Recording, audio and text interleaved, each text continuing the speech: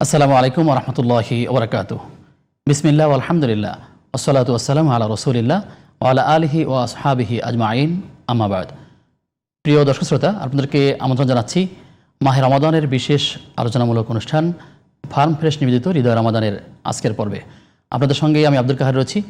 আজ আমরা একটি গুরুত্বপূর্ণ বিষয়ে কথা বলতে চাই, আর সেটি হচ্ছে অধীনস্থদের প্রতি আমাদের কি দায়িত্ব রয়েছে, কি কর্তব্য আছে। সেটি কি শুধু রমাদানে নাকি রমাদানের বাইরেও, যারা আমাদের সাথী সবসময় থাকেন, কিন্তু তাদের সাথে আমরা কেমন আচরণ করছি, রাসূল সাল্লাল্লাহু আলাইহি ওয়াসাল্লাম তার অধীনস্থ যারা ছিলেন তাদের সাথে কেমন আচরণ করতেন, আমরা সেই বিষয়গুলো জানবার চেষ্টা করব ইনশাআল্লাহ তাআলা। এই বিষয়ে কথা বলবার জন্য আমরা আমন্ত্রণ জানিয়েছি আফতাবনগর বাইতুস সালাহ জামে মসজিদের সম্মানিত খতিব, বিশিষ্ট আলেম দ্বীন, মুফাসসিরে কোরআন মাওলানা মুস্তাফিজুর রহমানকে। আসসালামু আলাইকুম ওয়া রাহমাতুল্লাহ। ওয়ালাইকুম আসসালাম ওয়া রাহমাতুল্লাহি ওয়া বারাকাতুহু। স্যার কেমন আছেন? জি আলহামদুলিল্লাহ, আল্লাহ ভালো রেখেছেন। আপনি কেমন আছেন? আলহামদুলিল্লাহ।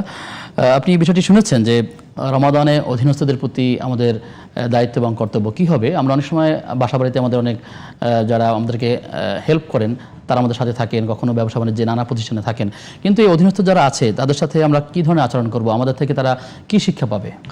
আলহামদুলিল্লাহ ওয়াসসালাতু ওয়াসসালামু আলা রাসূলিল্লাহ ওয়া আলা আলিহি ওয়া আসহাবিহি ওয়া মান ওয়ালা, আম্মা বাদ। অধীনস্থদের ব্যাপারটি আসলে অত্যন্ত গুরুত্বপূর্ণ, কারণ আল্লাহ রাসূল সাল্লাল্লাহু আলাইহি ওয়াসাল্লাম একটা মূলনীতি দিয়েছেন। তিনি বলেছেন, আলা কুল্লুকুম রাঈন ওয়া কুল্লুকুম মাসউলুন আন রাঈয়াতিহি। তিনি বললেন, জেনে রেখো তোমাদের প্রত্যেকেই হচ্ছে দায়িত্বশীল তথা রাখাল, আর প্রত্যেকেই নিজ নিজ দায়িত্বের ব্যাপারে তোমরা জিজ্ঞাসিত হবে। এটি হচ্ছে একটি কমন মূলনীতি রাসূল সাল্লাল্লাহু আলাইহি ওয়াসাল্লাম। একই কথা তিনি তার জীবনের শেষ সময় বলেছেন। তার জীবনের শেষ কথা ছিল আস-সালাত আস-সালাত ওয়া মা মালাকাত আইমানুকুম, সালাত সালাত, নামাজ নামাজ, এবং তোমাদের অধীনস্থ যারা আছে দাস দাসী বা অধীনস্থদের ব্যাপারে তোমরা যত্নবান হবে।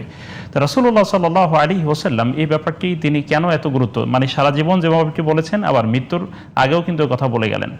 এর দ্বারা বোঝা গেল যে আসলে প্রকৃতার্থে মানুষ শুধুমাত্র আল্লাহ তাআলারই দাসত্ব করবে।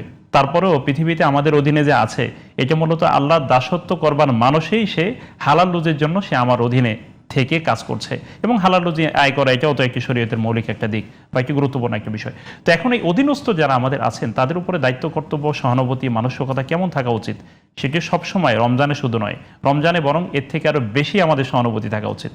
কমনলি কেমন থাকা উচিত, কমনলি থাকা দরকার। সাধারণত আমরা তাদের প্রতি এই মানসিকতা রাখবো যে তিনিও কিন্তু আল্লাহর বান্দা। আমাদের উচিত হবে আসলে রাসূলের এই হাদিসকে সামনে রেখে অধীনস্থ যারা আছে তাদের সাথে সুন্দর আচরণ করা, তাদের মনে কষ্ট না লাগে। আমরা এই বিষয়ে আর কিছু কথা শুনবো বিরতির পর ইনশাআল্লাহ তাআলা।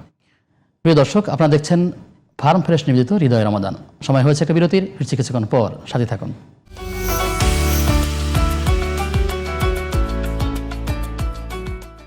বিরতির পরে সবাইকে আবারও আমন্ত্রণ জানাচ্ছি ফার্ম ফ্রেশ নিবেদিত হৃদয় রমাদানের আজকের পর্বে। আপনাদের সঙ্গে আমি আব্দুল কাহার রয়েছি, আমার সঙ্গে মেহমান রয়েছেন মাওলানা মুস্তাফিজুর রহমান। মহতরম, আপনি আলোচনা করছিলেন যে আসলে আমাদের যারা অধীনস্থ আছে তাদের ব্যাপারে আমরা কি আচরণ করব। আমরা দেখছি, আপনি হয়তো খেয়াল করেছেন, বাংলাদেশের অনেক ব্যবসায়ী এমন আছেন অথবা অনেক কর্মকর্তা এমন আছেন যাদের আন্ডারে অনেক লোক কাজ করছেন, কিন্তু তাদের ঠিকমতো ন্যায্য অধিকার, বেতন কিংবা তাদের বোনাস এগুলো না দিয়ে তারা উমরা চলে যাচ্ছেন। এরকম দৃষ্টান্ত পত্রপত্রিকা অসংখ্য নিউজ রয়েছে। কি বলবেন তাদের ব্যাপারে?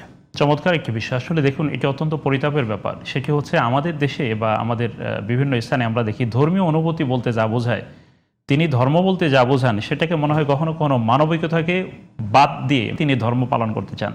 কিন্তু আল্লাহ তাআলার বান্দাদেরকে কষ্ট দিয়ে আল্লাহ তাআলাকে সন্তুষ্ট রাখা যাবে, এটি খুবই অবাস্তব ব্যাপার। এবং দেখুন, মানুষ আমার কাছে টাকা পাবে, ঋণগ্রস্ত একজন ব্যক্তি, তিনি দেখা যাচ্ছে খুব আলিশানে তার কাজগুলো করে যাচ্ছেন, তিনি ওমরায় যাচ্ছেন, তিনি হজে যাচ্ছেন, অথচ তিনি মানুষের কাছে ঋণী, অথবা মানুষ তার কাছে অর্থ পাচ্ছে। এই যে আমার যেমন ঈদের একটা প্রয়োজন রয়েছে, আমার রমজানের প্রয়োজন রয়েছে মালিক হিসেবে, ঠিক তেমনি অধীনস্থ যারা আছেন বা আমার কর্মচারী, শ্রমিক বা আমার অধীনে যারা কাজ করেন, তাদেরও তো একটি সংসার রয়েছে, তার পরিবার পরিজন রয়েছে। সুতরাং আমাদের দৃষ্টিভঙ্গি এটা থাকা দরকার যে শুধু আমার জন্যই তো ঈদ না, খুশি আমার জন্য না, বরং সকলের জন্য।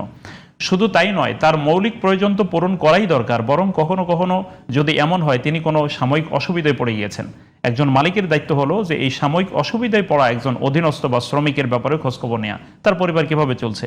আমি তার থেকে কাজটা বুঝে নিচ্ছি, কিন্তু কোনোদিন জিজ্ঞাসা করলাম না যে তার সংসারটা কিভাবে চলছে। এটা কোন ধরনের মানবিকতা? এবং এভাবে কিন্তু আমরা দেখি যে আমাদের সমাজটি এভাবে কিন্তু মানে কলুষিত হয়ে যাচ্ছে এবং এলোমেলো হয়ে যাচ্ছে। আপনার মাধ্যমে আমরা গুরুত্বপূর্ণ বিষয়গুলো জেনেছি। আবারও কখনো দেখা হলে নতুন কোনো বিষয় নিয়ে কথা বলবো ইনশাআল্লাহ তাআলা। শুকরিয়া। প্রিয় দর্শক, এতক্ষণ আপনারা দেখছিলেন ফার্ম ফ্রেশ নিবেদিত হৃদয় রমাদানের আজকের পর্ব। আমরা আলোচনা করছিলাম আসলে কিভাবে অধীনস্থদের সাথে সুন্দর আচরণ করা যায়। আমরা চেষ্টা করব এই কথাগুলো থেকে শিক্ষা গ্রহণ করবার। আল্লাহ তাআলা আমাদেরকে সেই তৌফিক দান করুন। আজ এ পর্যন্তই। আগামী অনুষ্ঠান দেখবার আমন্ত্রণ জানিয়ে আজকের মতো বিদায় নিচ্ছি। আসসালামু আলাইকুম ওয়া রাহমাতুল্লাহি ওয়া বারাকাতুহু।